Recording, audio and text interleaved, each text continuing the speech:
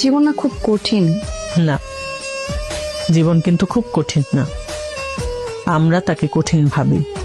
জীবন হচ্ছে প্রতিদিনের শিক্ষা, কেউ সেখান থেকে শিখে, কেউ হার মেনে যায়।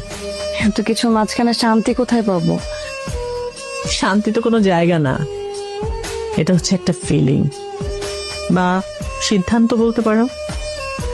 মনে করো তুমি যদি সিদ্ধান্ত নাও যে তুমি রাগের মধ্যে বাঁচবে না, ভালোবাসায় বাঁচবে, তাহলে দেখবে শান্তি তোমার সাথী হয়ে গেছে। কিন্তু আমি না আপনাকে দেখে খুব অবাক হই।